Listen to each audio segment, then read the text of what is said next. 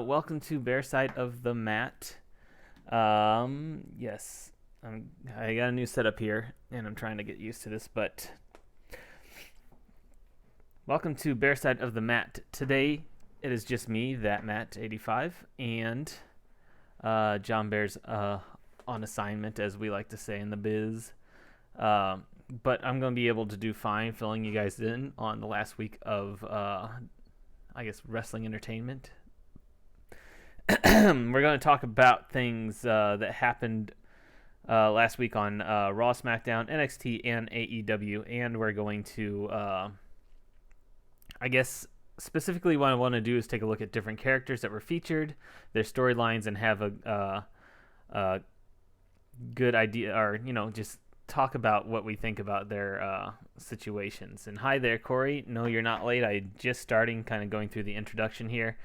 If you didn't hear, though, John is not going to be on today. He is a little busy today. It's something that came up last minute. No big deal, but he'll be back next week. But while I got you guys here, before we get started, I'm going to do my usual startup thing. If you're not, follow me and John on Twitter to find out what we're doing, when we're doing it, as far as our podcasts, wrestling, gaming, technology, sports, all that kind of stuff. Check out, if you want, our YouTube site. Look for the Bear Side of the Mat on YouTube. Look for that Matt85 on YouTube to see my stuff, which is more technology and game based. We got much else going on? I guess not. So let's go ahead and dive into last week's stuff, and we're going to start with NXT. And so we were talking about last week going into the previews for NXT and AEW. NXT wasn't showing a whole lot, but coming off of TakeOver, they had kind of some payoffs to kind of talk about. And did they do that? Well, we get Ember Moon back, something that I like to see. Yes. No. Okay, let's go through this in the order that I'm looking at it so I don't get mixed up. Start with, we had Kushida versus Tommaso Ciampa. It was advertised, and it started the show off. We got a good match here that unfortunately I don't believe was was not a clean end, as Velveteen Dream came in and gave a disqualification to Kushida, which I was a little unclear about. I would think Velveteen came in, messed up, and he doesn't like Kushida, so messed up Kushida. I would imagine Kushida was going to get the win via disqualification, but no, they throw the win to Ciampa. Does that really matter? I guess not really, but it looks nice to be able to look back and say, hey, Kushida's been on this tear. He's been winning all these matches. You don't really look at, was it DQ? Was it legit? Was it by ring out? Whatever it was by, it doesn't really matter. He's got the win. In this case, we got Ciampa with the win here. But Kushida looks stronger. Looked like he was going to win if it wasn't for Velveteen Dream. And Ciampa still looks intense. Just wasn't, I don't think, going to get the win here, although he ends up picking it up, which makes him look a little better. I guess this benefits both stars a little bit. I'm not sure why Velveteen Dream jumped back in. He kind of looked like he was getting ready to take a little bit of a leave. He sold very well during the pay-per-view, getting beat up by Kushida during their match. So we figured he's gone for a little while. But lo and behold, he is here on NXT. Just enough to come in and mess up Kushida. Let's see.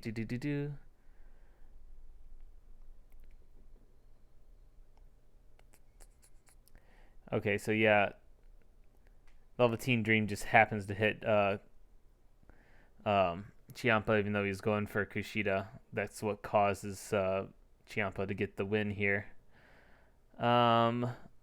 That's basically all he did too. He didn't get the jump on Kushida or anything.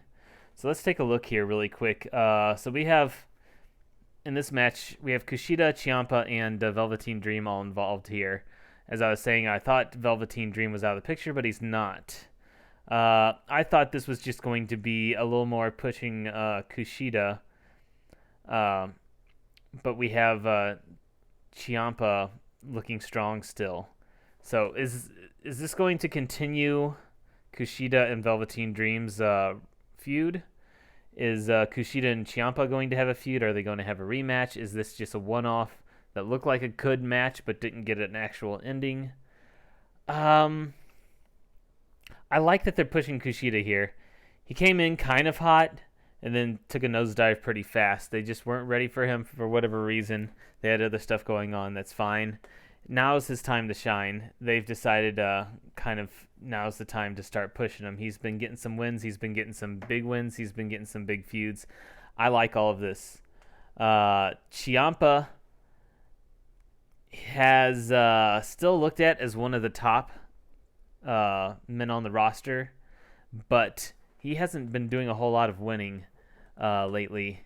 He still looks legit, but hasn't been doing a whole lot of winning. He was just kind of used here to boost Kushida, but he didn't really take a burial at the same time, so he's doing okay. And then we have Velveteen Dream that had been out since fighting Adam Cole, and has reappeared to fight Kushida, and we thought he was out, but he's not. I'm not sure what's happening here, and he's got some stigma attached to him. Can't wait to watch AEW Anniversary tonight. Yeah, we're going to get to that in the preview, and I haven't looked at exactly what all is coming up tonight. I know we have, and I'm not going to get too much into it, but I know we have at least one match that I'm really looking forward to. Looking back at NXT, though, we had Ember Moon returning. I'm excited for this. I liked Ember Moon. Not, oh my God, she's so amazing, but I liked her. She's a fun character, fun person, a fun look. Does a good job with hitting moves, a little more legit than a lot of the other women athletes in wrestling in general. So I think she has the makings to be a top star if she's built right, and I think she can be. And of course, she had a devastating injury. That was a while ago. It's so good to see her back. Her and Rhea Ripley, well, let's see here.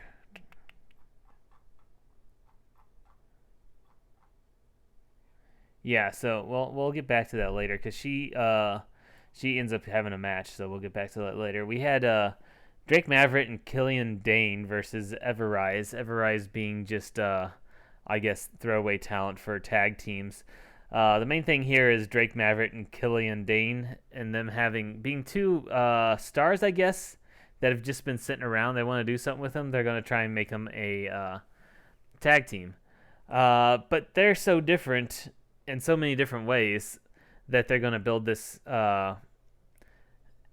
It's not a natural tag team, but as one that's going to grow into itself, with Drake Maverick playing the goofier, need help, and Killian Dane playing the tough, rugged, get everything done.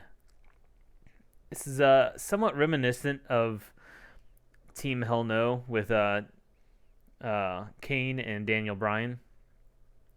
A little different in that neither of these superstars are at the talent level of Kane or Daniel Bryan, but we have the big gruff man and the small nicer man, although I think at the time Daniel Bryan was being kind of a heel at the time too. But we're going to have the same kind of they work well. They're both strong. They both work well. They're going to get some wins even despite themselves, and it's probably going to gel at some time. I'm not a big fan of Drake Maverick. I kind of like Killian Dane. I don't mind that they're making a tag team because they don't have much else going on here, so we're going to have to see how this plays out. But yeah, exactly. I'm not for it right now. I'm not against it right now. We're just going to have to see how this plays out.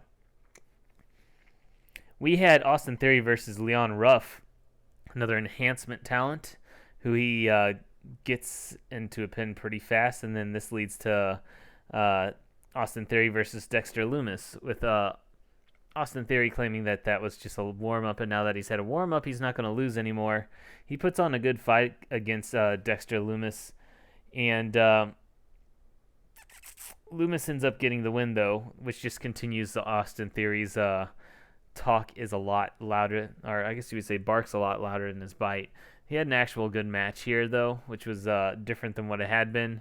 And I don't know if that says more about Drake Maverick or less about Dexter Loomis. Now, I like Dexter Loomis, and I'm glad that he's back.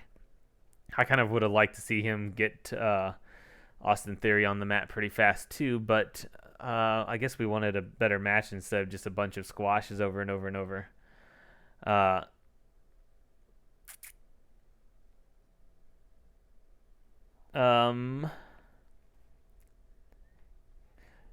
Sorry, I'm a little distracted. But yes, so Austin Theory still gets the loss here. I'm not a huge fan of what they're doing with Austin Theory. It could be worse. Like, I'm not a huge Austin Theory fan. I don't necessarily hate him at the moment. It's just a little annoying that he's constantly coming out cocky and getting beat each time. It's just like, where are they going with this kind of thing? And hopefully they do have a vision, because they're going, I mean, they keep doing a bunch of the same thing. They pushed back Hell in a Cell to the 25th. Well, that's kind of weird. I will have to find out why the heck that's going on, but hopefully for good reasons. Anyways, where was I? So, yeah, Austin Theory, what do I think?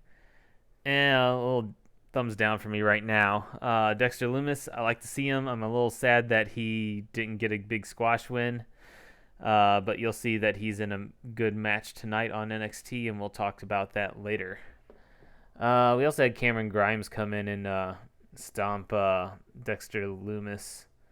And you would think that might lead to some, feud between Loomis and Grimes, but we don't have that on this week's show.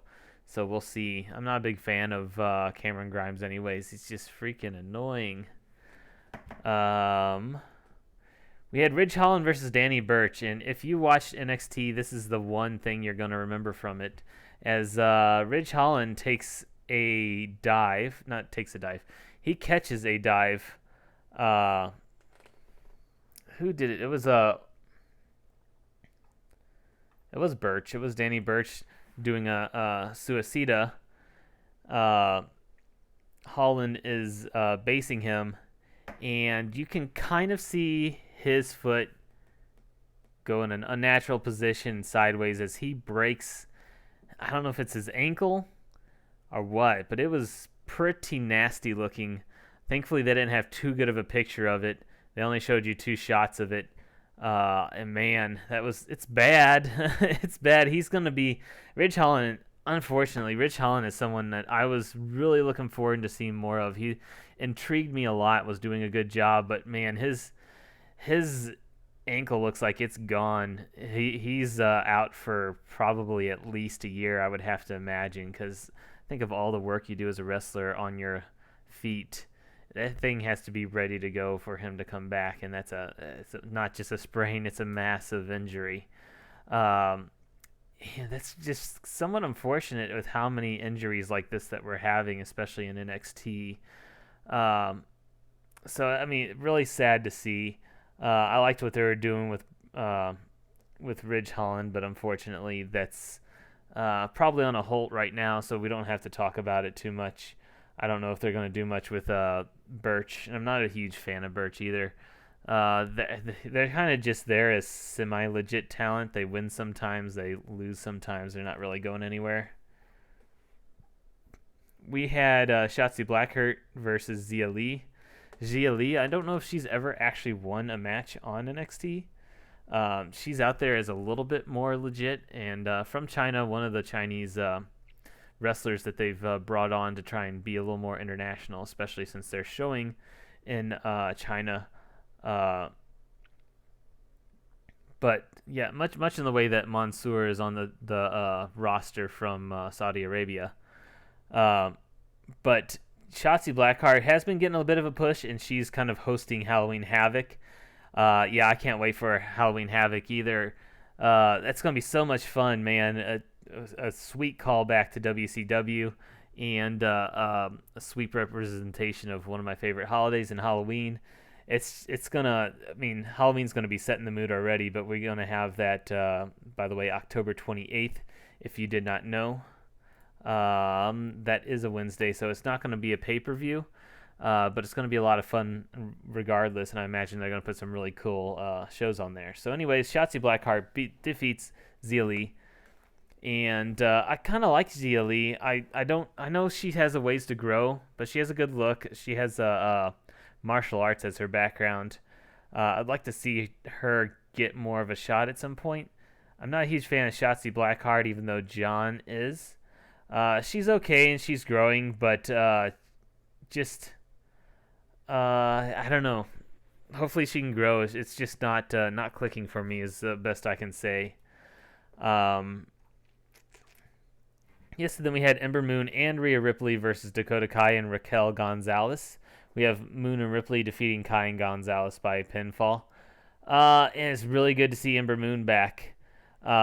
Looks like they're giving her a hot start and booking her with Rhea Ripley, who they're wanting to build back up, as she was legit until Charlotte took her title, and then she just dropped off out of nowhere. Took a while off and then came back as a legit threat, but still not winning, and now she's hopefully on a winning streak that's going to put her back into the picture title. Ember Moon hopefully flies up there with her. Dakota Kai and Raquel Gonzalez looking legit, but I don't know if they're flying that high to get into the title picture yet. Raquel Gonzalez, I guess, has a little ways to go, but Raquel Gonzalez is a good talent. Just big, strong. It reminds me a lot of Chyna. Big, strong. Maybe she needs to work on the mic a little bit more. Maybe she needs to polish her skills a little bit more, but she looks like a legit threat. Someone that I think could make a really good heel in this company for the women's division. Something that heels in the women's division a lot of times is like just more of like whiny, bitchy, complaining, being trashy kind of heels. They're not really like just big giant threats who are mean and hate people and destroy people. And maybe it's hard for them to pull that off sometimes, but Raquel's big enough to be able to do that. We also have Nia Jax trying that out on the main roster. Whenever they want to go that direction, I think it works out well if they really want to go that direction. And then you have Shayna Baszler, who's also kind of going that direction, just being legit from being a badass and having her UFC background. But that was NXT from last week. I think things are generally going well for them. If I had advice, it would just be a little less Cameron Grimes. I really dislike Cameron Grimes. We'll have to see how things develop, though, and we're going to do a preview of their show for tonight at the end of this show. For now, we're going to go take a look at last week's AEW Dynamite. So we had the FTW Championship match, which I didn't realize was happening. And this is always kind of weird because FTW belts was created by Taz, and why is he going to give it up to anybody? But I guess if you don't put the belt on the line, then you don't have any use for it having it in the first place. So they're putting it up on the line. It's a somewhat legit match where you have Brian Cage versus Will Hobbs. Will Hobbs is the newer talent. If you watch him, well, I'll say this too. You watch Brian Cage, he could do a lot of cool stuff, but his timing and I guess selling in the ring leaves a little bit to be desired. But we watch him go up against Will Hobbs. Will Hobbs, another big dude. They match up pretty well size for size. Not quite as agile, not quite as skilled as Brian Cage. And the whole kind of professional polish is even more unpolished on Will Hobbs. So when you see Will Hobbs and Brian Cage together, Brian Cage looks like he's more the one that's kind of leading the match, looking a little more polished. And that's not to knock Will Hobbs that much. He has a great look. He looks like he is athletic. He looks like he's going to work his way with experience into being a good talent. He's got. Yeah, we're going to get to the TNT championship match soon because that was quite a match. As far as the FTW match goes, though, of course, Brian Cage wins. over Will Hobbs because, again, the FTR title going to someone else is a little weird. Will Hobbs um, put on a great match with Brian Cage. I thought this was a really good match. A lot better than I expected for both of them that are in it. Just as I said, being a little bit unpolished. And here's a little bit of the story. They have Ricky Starks come out. Ricky Starks, Brian Cage, and Taz all are kind of threatening, menacing Will Hobbs. But before they do anything, they ask him, does he want to join the Taz brand? Being a talented up-and-comer, they want him on the team, and I think he would fit very well. But you have Darby Allin coming out and wrecking the place before he even gives an answer. Kind of somewhat a save, and that breaks that up. So I think this was a good match. I think I like putting the FTR title on the match on the line. I think that's pretty cool. I think this helps everybody that was involved in it. Ricky Starks and Darby Allin are not done with their feud, and we'll see what happens with Will Hobbs or if they're over him. But good match. We had a lot of celebrities saying hello to our congratulations to Jericho for his 30th anniversary of being in wrestling.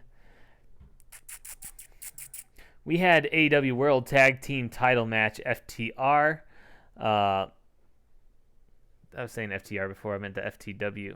Whatever. What is the title? Taz's title's the FTW Championship. Okay. So we have FTW Championship and FTR, the tag team. That's why I'm getting mixed up. But we had FTR versus the Hybrid 2, Angelico and Jack Evans. And I honestly hadn't seen the Hybrid 2 before. They impressed me. They botched a few things, but they didn't botch everything, and from what they were hitting, it was very, very good. Again, with a little bit of polish, you get two good stars here, I would think, or maybe it was FTR that was allowing them to put on a good match. Sometimes one side of the match can really help the other side, but I'm not sure exactly. Excuse me. So we had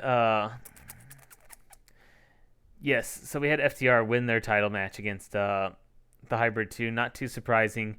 FTR look good coming out of this. They look a bit stronger. They look even not just in kayfabe, but in general, they look like they're growing into more and more legit wrestlers, not just people with a bigger reputation than their actual ability. And we had the Hybrid 2, which I hadn't seen before, getting a really good introduction here, showing off a lot of what they can do and putting on so much better of a match than I would expect, although I haven't seen them before. So props to them. I think this helps, again, everybody that's in the match. I want to see more of what FTR can do. They've had a lot of title defenses, especially for being heels and kind of Weasley heels. They have it's kind of a Stone Cold thing going on where like they're kind of heelish, but they have reasons for what they do. It makes them a little more legit, and they look good in general, so that's good. Give me just a second. I had somebody text me, and I need to see what that is.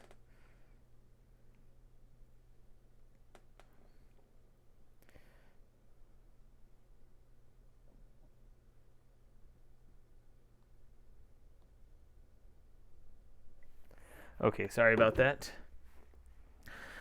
We also had Best Friends come out with a really bad Photoshop of FTR in hot dogs wearing their championships just to make fun of them.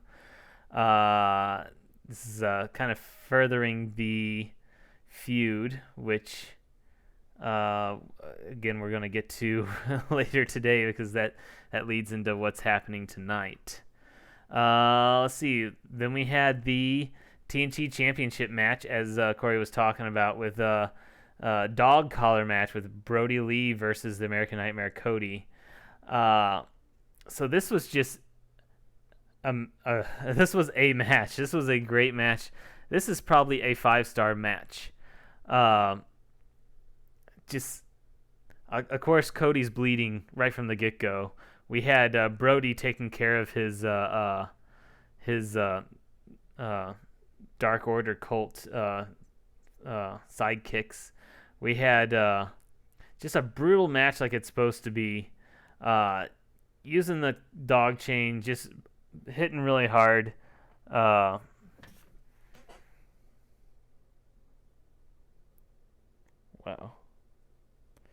Oh my lord. Sorry about this. Okay, sorry about that. Sometimes stuff in real life you have to take care of. I thought Brody Lee was going to hold on to his title here, but he doesn't. We get Cody taking the win here. Surprisingly, after a huge match, Brody walks off, and we have Orange Cassidy coming out to challenge for the title, which is going to happen tonight. Again, we'll get to that later, but I'm surprised in a lot of things here. I'm surprised Brody lost the title. He didn't have it that long. I thought he was doing well with it. I thought it was helping him a lot too. I thought he would want some revenge if he's losing it or something too, you know, not just glad he's over it. And maybe he's not over it, but they're not continuing the feud immediately tonight. So no complaints though. If I'm going to get a 5-star match, I'm going to get a 5-star match. It was super entertaining. It's very well technically put on in the ring, story-wise, move-wise. Very, very exciting and not what I expected. So just AEW seems to have at least one of these every show, and this was this week's match of the night. Yeah. So what's Cody gonna do with the title? I don't know. If he's just gonna continue where he left off. I'm not sure why they had him drop it. You know, like it seemed like Brody was taking over and was going to benefit from this, but if he's giving it up so fast, it's almost like he didn't have it. It's, you know what I'm saying? Because here's the thing. I'd like, and I kind of like this, but I'd like wrestling to imitate real life. So in real sports, there are no sure things. When you have two football teams going up against each other, the better team does not always win because there's a lot of different things to put into context. Just a bunch of individual plays. Who's on fire that night? Who's lining up that night? Maybe a little bit of luck. Sometimes different people have different matchups with each other. Even though this person's a lot better, this second person just has this one person's number. So if you have somebody come in and win the title, and you're like, "Oh man, that's legit. He won the title," and then he coughs it up really soon, and it's kind of like, "Oh, I guess it was a fluke. He isn't really that good. He just happened to have a good night that one night." So I feel like if they don't capitalize really soon with Brody Lee, that he's just going to fade pretty fast. And AEW hasn't been doing that kind of thing, but this is the warning signs of that happening. So I'm big on Brody Lee. Hopefully he keeps it going. I hope Cody Rhodes has some good stuff going on. I mean, if nothing else, he puts on amazing fights every single week. And if he's going to hold the title and put on those open championship matches, then we're probably going to get a bunch of those. Let's see. We had Big Swole versus Serena Deeb. Serena Deeb being just kind of like a throwaway to help put Big Swole over. Big Swole looks good. Not a whole lot to say about this, except I like Big Swole, and I hope that she works her way up into the title match. And honestly, I wouldn't mind if she won either, but we'll see about that. We had the Inner Circle, Chris Jericho and Jake Hagar versus the Chaos Effect, which is Luther and Serpentico. You would see them more often on AEW Dark. This match was to celebrate Chris Jericho with his friend and one of his long time friends and co-wrestlers, Luther. Luther, and by virtue, is about as old as Jericho is. They had a few spots where they're wanting to go all out, so Luther is getting up on the top ropes and doing moves that I'm sure he hasn't done in a very long time, and you can see him hesitating a lot, and I kind of felt sorry, but I understand. But It was there. It was a thing. Uh, it was a fun match, though. You got to see a lot of showcasing Luther and Serpentico. You got Chris Jericho and Jake Hager getting put over. A lot of fun in this match. I'm liking getting to see Luther and Serpentico on the main show. And I mean, it was what it was supposed to be. Then we had MJF come out at the end and give Jericho two birthday presents. One being a picture of MJF, a gigantic framed picture of MJF. The other one being a clown. It's kind of like, what the heck? And then Jericho smashes the picture over the clown. They have an uncomfortable laugh about it. Tons of people come out to celebrate Jericho. Credits come, and Jericho is the credited for doing absolutely everything on the show. This was a really good ending to AEW. A lot of fun. The kind of thing that Jericho does, and I eat it up. So, I mean, not a whole lot to talk about there, but yes, it is kind of cool to recognize Jericho. He's almost now at the peak of his popularity, even though he's been a big wrestler and so much for so long. He's always kind of been an underdog, somebody who's overachieving a ton more than you would expect. Because, I mean, if you take a look back and you're like, who's bigger amongst The Rock, Steve Austin, Triple H, Chris Jericho? Well, Chris Jericho basically beat all of them to become the first undisputed champion on WWE. He's had a longer career. He's had more accolades. He's more famous worldwide, and he's now on a brand where he's getting the recognition of being kind of a founder and the big draw. Whereas, again, anytime that he's been on WWE, he's been overachieving. Somebody who isn't expected to be up there and be the biggest talent, but somehow works his way up there just by getting over so hard with everybody in the ring and everybody backstage and everybody in production and everybody, as in all the fans around the arena. So I applaud Chris Jericho too, and we're going to have to move on because this is taking up time. So we're going over to SmackDown, and let's start... So we had the draft on SmackDown. We also had the draft continue to Raw. And I want to go over the draft really quick. Let's go over the draft first then, okay? I forgot that I had actual pictures for this, so let's put up a picture. There we go. We got the draft. There we go. So the final roster moves we have... we could talk about different things. Let's talk about some things really quick. So on Raw, no, on Smack. Oh, what the heck?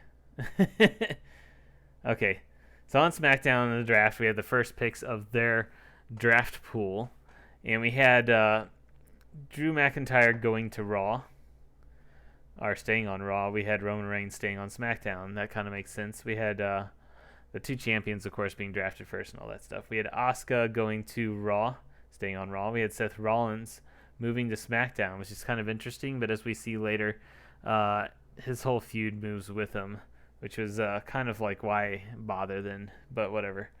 We had the Hurt Business staying on Raw, and they get all the people from the Hurt Business, all four of them. We had... AJ Styles going to Raw, which will be interesting, and I have a feeling he moved there because he wanted to get away from Paul Heyman, as there's been a lot of rumors about that. We had Sasha Banks going to SmackDown. It's kind of funny that she gets drafted before Bayley does.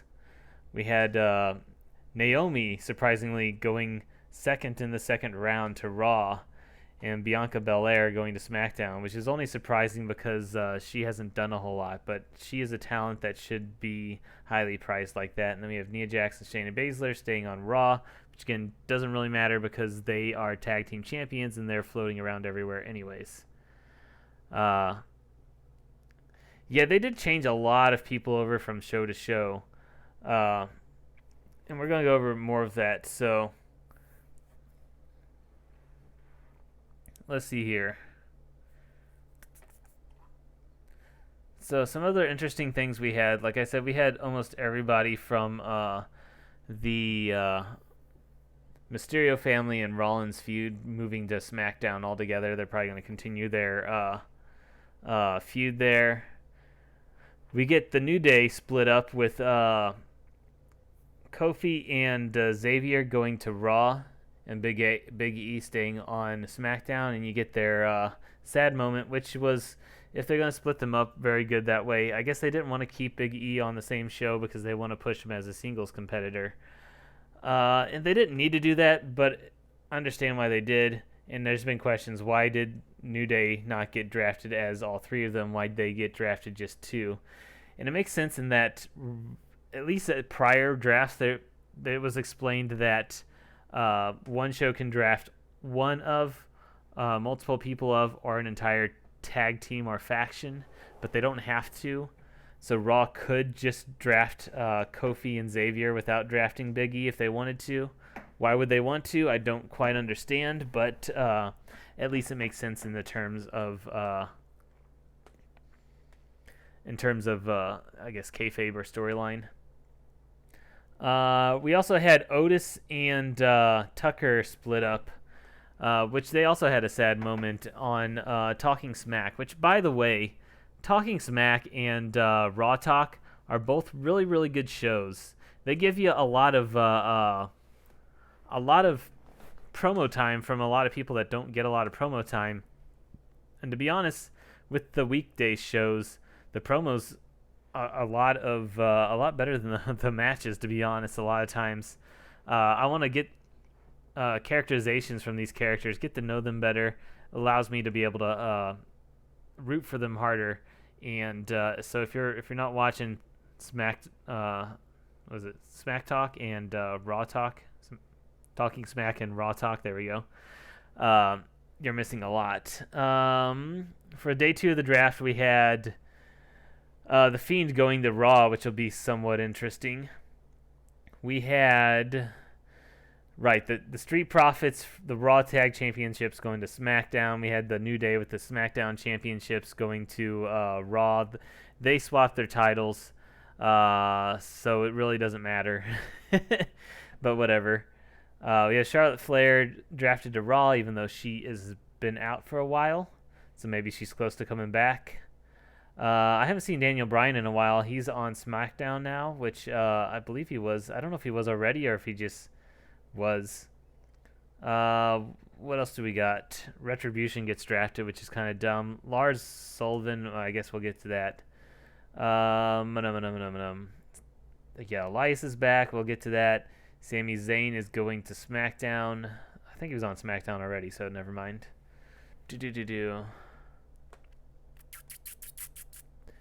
Dabba-Kato got drafted to Raw. It'd be interesting to see him more.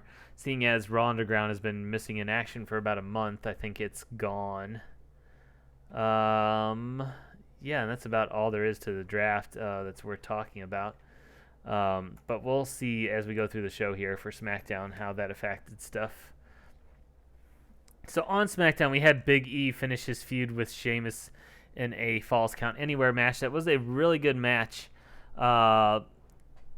Some brutal moments all the way around. Final pin happens in the garage, and then you have Xavier Woods and Kofi Kingston surprising him, coming in dressed up so that you didn't know who they were. And that was kind of a fun, sweet moment. We had New Day, Xavier Woods and Kofi Kingston defeating Cesaro and Nakamura for the titles. I have questions about them coming back, having a title match immediately, and winning the titles off of Nakamura and Cesaro, who I think we're doing a fine job with them. I feel like, we'll see, but I feel like Cesaro and Nakamura are kind of buried at this point. They seem to have just been put together because they want them to do something, and they made the best of it, as Cesaro often does. And because they needed somebody to hold the titles, they were holding the titles, and they just seemed to be kind of like placeholders for the title, unfortunately. I'd like to see them continue to do good things, and hopefully they will. It was a fun match. I just kind of wish New Day worked their way into the titles a little bit more instead of, I guess it's set up. the whole like changing the titles from show to show and all that stuff. But that's how it is. So, Roman Reigns reveals his Hell in a Cell stipulation, which is an I Quit match in Hell in a Cell. I don't know if that's supposed to be the most devastating consequences or whatever he announced it last week. It'll be kind of fun to see. I don't know if it's necessarily adding a whole lot to the match, but it's having an I Quit match and giving you the giant Hell in a Cell steel structure to use at your disposal. I'm sure it's going to be a good match. And I saw an interview, too, saying that Uso versus Reigns was supposed to be a one-time thing only, but everybody liked it so much that they decided on the spot to make it a two-time thing. I'm not complaining at all. As much as they like to see Reigns kind of flesh out, fight a bunch of different people, I wouldn't mind having more storyline here, seeing where this goes. And it's nice to see WWE listening to people for a change. We had SmackDown Women's Championship, Sasha Banks versus Bayley, which ends via disqualifications because Bayley doesn't want to lose her title, so she cheats and gets disqualified. It's kind of blah. Again, I haven't been a big fan of this feud or these people, and the way that they're extending it just seems to be boring at this point. It really is time to have them separated, have them cut promos, fight other people, maybe come in and run interference on each other, but we don't need to have them having matches that we know aren't going to finish over and over and over. Yeah, Roman Reigns is going to have a lot of people to face after Jey Uso. He's got a whole line, and they're all going to be fun matches. I'm just with Roman Reigns' new personality, I want to see how he matches up with these different people, how he puts on these matches, and what goes on and all that stuff. Jey Uso isn't somebody that he's really at risk of losing the title to, but they put a ton of good story into it anyways, and that's what makes it so good. And that's something that I believe only they can do because they're cousins, so they have that history to be able to pull off each other like that. Let's see what else we had here. We had Matt Riddle and Jeff Hardy taking on Miz and Morrison and winning. I don't know if this makes them a tag team or not. Oh, geez. Well, thanks for the baseball update, Corey. Not good to hear, but oh well.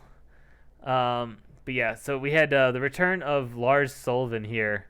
Lars Sullivan also having some controversy tagging along with him. I liked Lars Sullivan in NXT. He kind of grew on me. I really liked his entrance theme, although they've changed that now. He does have this, I mean, they're trying to go with him being a freak, and he does kind of have this freak quality. With his facial hair, though, he's kind of lost it a little bit, because his face was almost like deformed. It's just got weird shape to it, and with the beard, you can kind of flesh out the shape of your face, so now it's a little more even and symmetrical and looks a little less freakish. If I were him, I would shave it off and go with the freak look. We had The Fiend, Bray Wyatt defeating Kevin Owens in a fun match, another good match to have on SmackDown. It's throwing a good match in there. Kevin Owens, I don't think, is being buried. Bray Wyatt is kind of keeping in, because he's not on every show. They're using him somewhat sparingly, and that's fine. So I think this is going fine for both of them. Who else do we got here? No, that might have been it for the show, because they had a lot of... Yeah, I guess that was it for the show. So, SmackDown's still running strong. Yeah, with Bray Wyatt being on Raw, it's going to be interesting what they do. Because he's not somebody that's just floating around. He's not somebody that's just mid-talent. He is either not doing much or he's going after the top spot. So I don't know if they'd have him mess with Orton much. They might have him mess with McIntyre, and I don't know if they'll make him wait until after Orton and McIntyre's feud is through or not.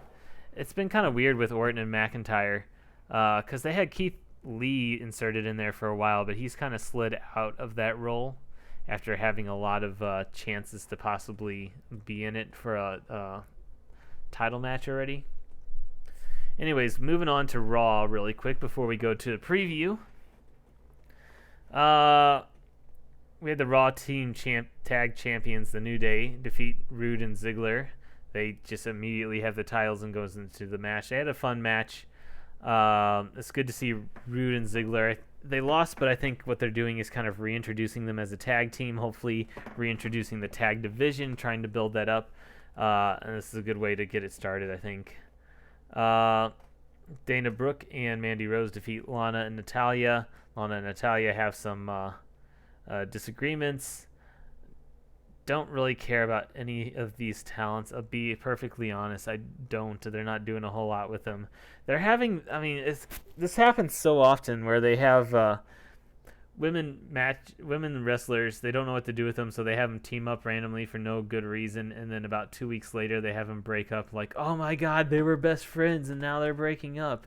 You got to have time to get them to gel and make you believe that they actually care about each other. You can't just have them say, we're a tag team, best friends for life, and then the next week they break up, and who's going to care?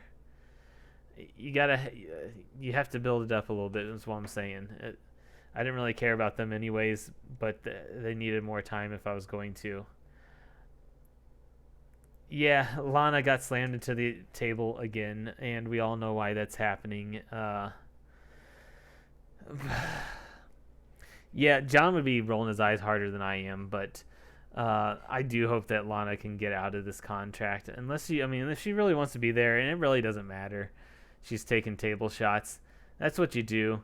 It's a little disheartening to just always be on the losing side, though. And if she feels like that's all that's there for her, then yeah, it could be demoralizing. So hopefully she's in a place where she wants to be, at least for the moment. However, saying that, Lana won a dual brand battle royale for the future Raw Women's title shot, which is really weird, unless they just want her to go in and get destroyed by whoever has the title at the time. Well, you know what? Taking a look at Asuka, they don't really have a big match or a big thing that they're drawing to right now. They just have her kind of having momentary matches, and they've been doing an okay job with that. That, I think, is what this is right now. It's just her next momentary match is against Lana. Not going to have a big build up, a blood rivalry or a feud of any sort. Just it's who she's going to take on and hopefully destroy next. Kevin Owens in action again, defeating Aleister Black after they've been having matches against each other. Another good match. Again, Kevin Owens is going in a good direction. I feel like Aleister Black, unfortunately, is going in a bad direction. He's kind of really changed things up when he was already a really good character. And I'm still okay with him being changed up. I just want him to be a bit stronger at the moment. He was somebody that looked like he was going places, and they have stalled on him and then started using him as a way to boost other people. Hopefully he gets his turn soon, because I feel like he could do so much. He's got the attitude and the aura that it takes. He's got good in-ring skills. He's a good person in real life from what I've heard. I hope he gets his shot soon, so unfortunately he's going in the wrong direction. Had Lars Sullivan come out and make some noise. We had AJ Styles defeat Jeff Hardy and Seth Rollins. Interesting throwing Seth Rollins in there. Good for AJ Styles to get his win after having lost to Jey Uso, just to make sure that he's looking strong still. Jeff Hardy and Rollins are kind of in the point to where they could help put somebody over like that, seeing as they're already kind of settled. Well, we don't know what Jeff Hardy's going to do now. So we'll have to see about Jeff Hardy. I'm okay with it right now because I feel like he can jump in wherever he needs to, when he needs to, and we'll see what that is. So all that's fine. We had Angel Garza and Andrade finish off their really, really, really long. It's it's not really a feud. They were tag partners that were having trouble, and they kept delaying it for some reason. This is a really bad payoff for them to have a super quick match for no reason. Good for what it was, but they deserved a bit more, and maybe they'll get a second chance to have more as Angel Garza defeats Andrade. So we'll have to see on that. Just in general should have been more. We got Ricochet defeating Cedric Alexander with a very funny homage to Eddie Guerrero, which should get the Hurt Business off his back, and he doesn't have to join the Hurt Business. As I don't know if we've said on air, but I do believe that the Hurt Business would just grow and grow and grow and pick up all these stars like Ricochet. That'd be just super awesome. Even if they were cross-brand, if there was a Raw Hurt Business and a SmackDown Hurt Business, I think that'd be awesome. It really would.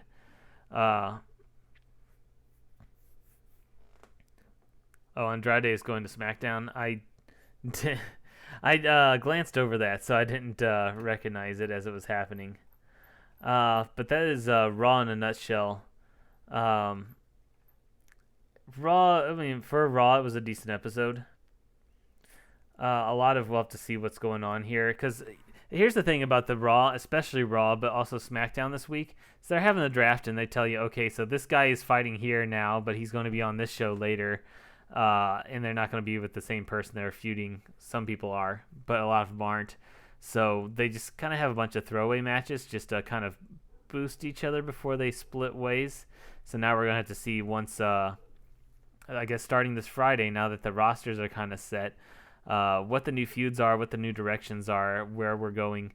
SmackDown has been the better show for a long while now, and has been a good show for a long while now, whereas Raw has been really struggling. I'm wondering if they're taking a lot of the SmackDown talent and moving them to Raw to try and make Raw a better show.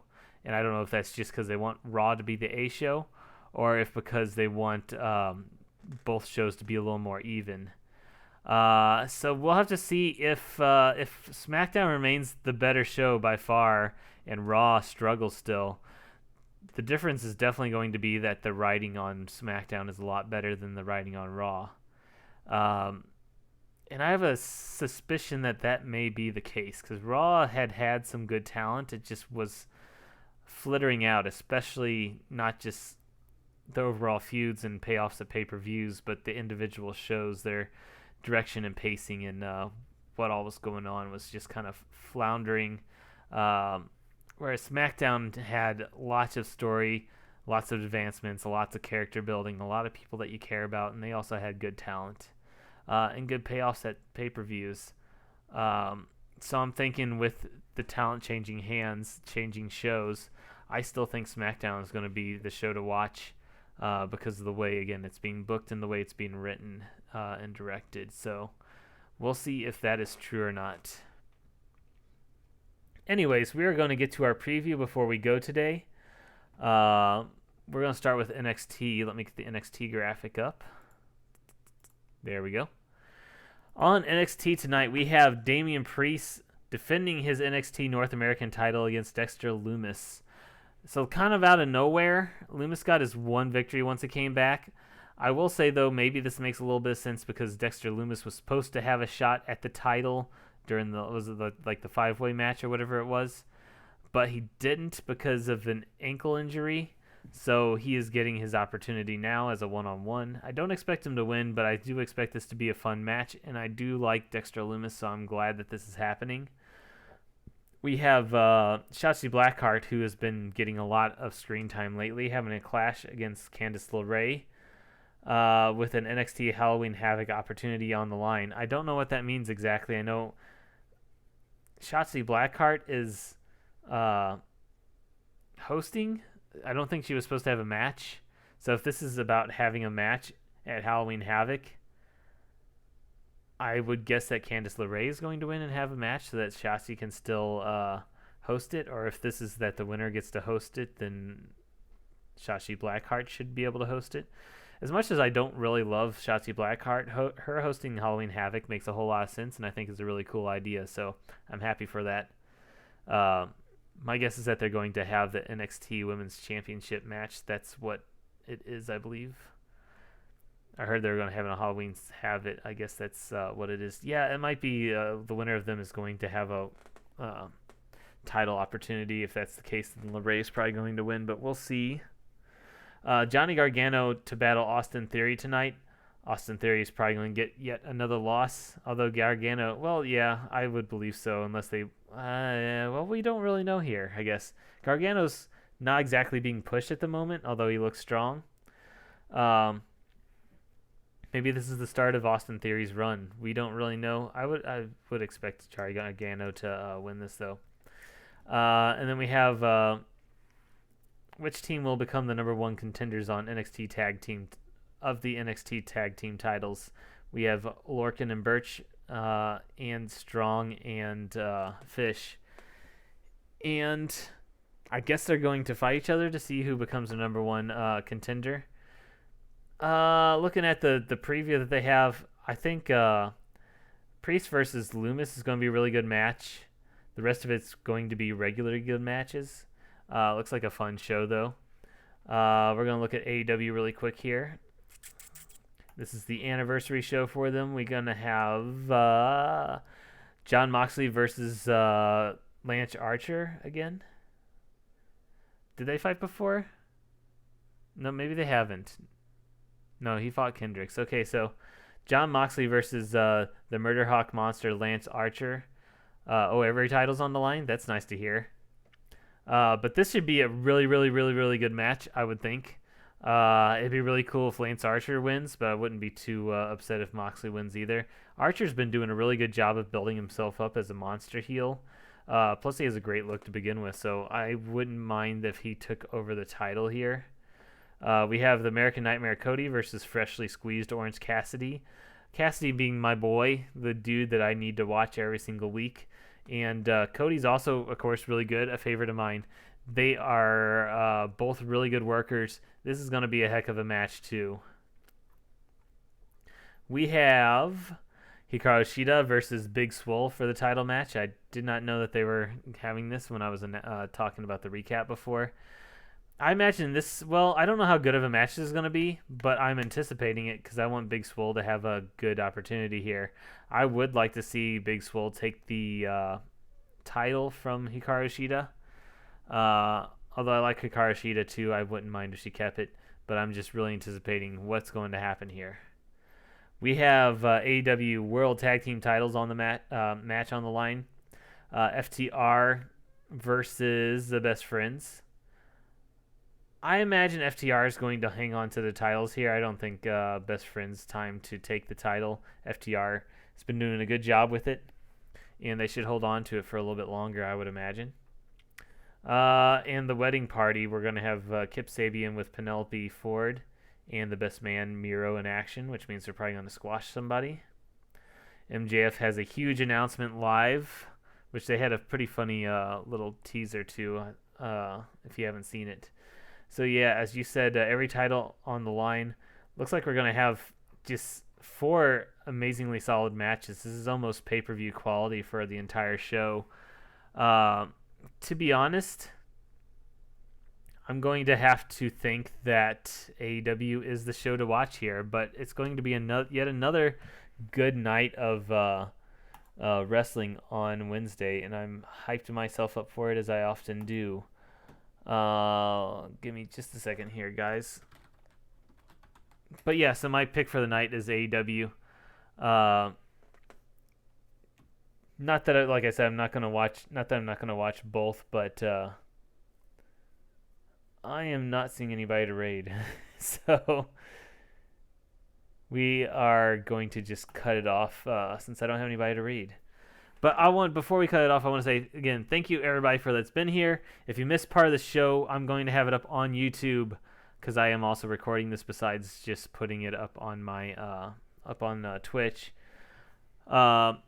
Stay tuned to our Twitter accounts to see what all we have going on soon. And tune in next week for hopefully John should be a part of this next week too. It's been busy times for me too. I may not be able to make a show or two in the next couple of weeks, but I was free and thankfully to do it today so that we had somebody. Uh, yeah, so as I said, check out our Twitter, check out our Twitter, check out our YouTube, and I am going to start streaming a bit more, which I have already a little bit, but I'm going to start streaming a bit more, just whatever I happen to be playing, especially if it's on my computer. I've got some parts to hopefully let me stream from my Windows XP computer so you guys can see me playing Tron 2.0, which is a really fun. Yes, there's John's Twitter link. Thank you very much, Corey. I need to make, by the way, Corey, I'm going to make you a mod on this my channel here at some point. I've been updating my channel too. I now have a subscriber alert and all that stuff.